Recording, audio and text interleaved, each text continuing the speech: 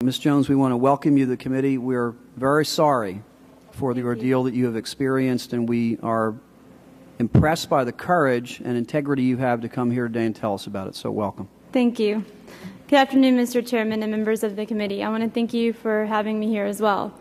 I went to the Green Zone in Baghdad, Iraq on July 25, 2005 in support of Operation Iraqi Freedom.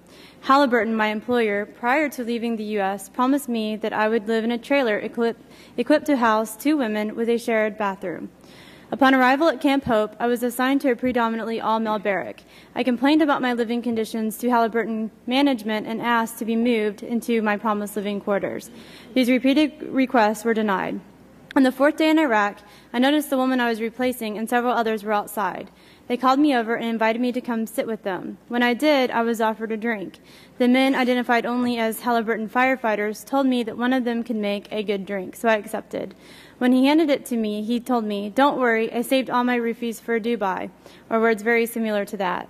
I thought that he was joking and felt safe with my coworkers since we were all on the same team. I took 2 sips from the drink. When I woke the next morning, I was extremely sore between my legs and in my chest. I was groggy and confused. I went to the restroom, and while there I realized that I had bruises between my legs and on my wrists. I was bleeding between my legs. When I returned to my room, a man was lying in the bottom bunk of my bed. I asked him if he had sex with me, and he said that he did. I asked if it had been protected, and he said no. I still felt the effects of the drug from the drink and was now very upset at the confirmation of my rape. I dressed and left for help. I reported this incident to operations coordinator, who took me to the KBR clinic. The clinic then called KBR security, who took me to the Army hospital. There, the Army doctor Jody Schultz performed a rape kit. Dr. Schultz confirmed that I had been penetrated both vaginally and anally and that I was quite torn up down there. She indicated that based upon the physical damage to my genitalia that it was apparent that I had been raped. I watched her give my rape kit to the KBR security personnel as I was again turned over to these men. KBR security took me to a container and imprisoned me. 2 armed guards were stationed outside my door. I was placed inside and not allowed to leave. I asked for a phone to contact my father, and that was denied. I was not provided food or drink. I begged one of the guards to let me use a phone until he finally shared a cell phone with me so that I could call my father back in Texas. My father then contacted my congressman, Ted Poe. Congressman Poe took actions to get me out of Iraq. That is when the State Department officials came to my rescue. I was later interviewed by Halliburton supervisors, and it was made clear to me that I had essentially 2 choices: stay and get over it, or go home with no guarantee of a job, either in Iraq or back in Houston.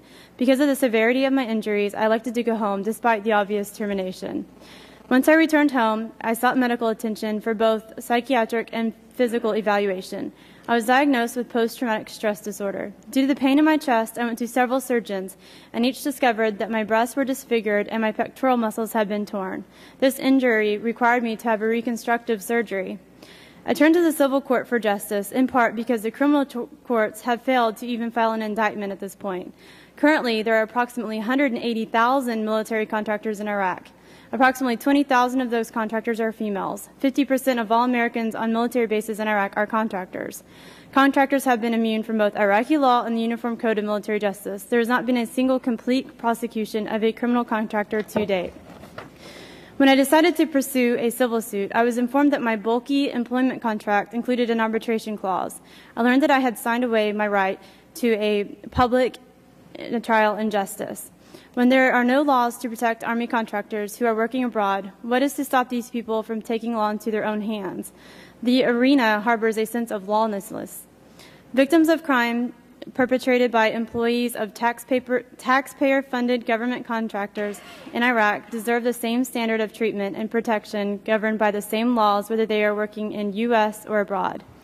Army contracting corporations harbor and ignore criminal activities in Iraq, which under the arbitration clause protects them and doesn't hold corporate accountability when a crime has been committed. My case wasn't an isolated incident.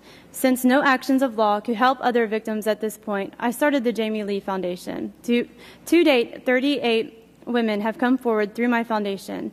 A number of them shared their tragedies in confidence because they were silenced by provisions of their arbitration agreements. Unfortunately, arbitration is stacked in favor of business, making it harder for individuals to prevail in a dispute, and that is not just and unfair to the patriotic, hardworking employees. How can this country not protect us contractors who have left our families to help our country in an effort to build democracy overseas when we are victimized criminally? Originally, this was a controlled way to expedite resolution of disputes, but that's not the situation now, and it is imperative the system be revised. My goal is to ensure all American civilians who become victims of violent crimes while abroad have the right to justice before a judge and jury.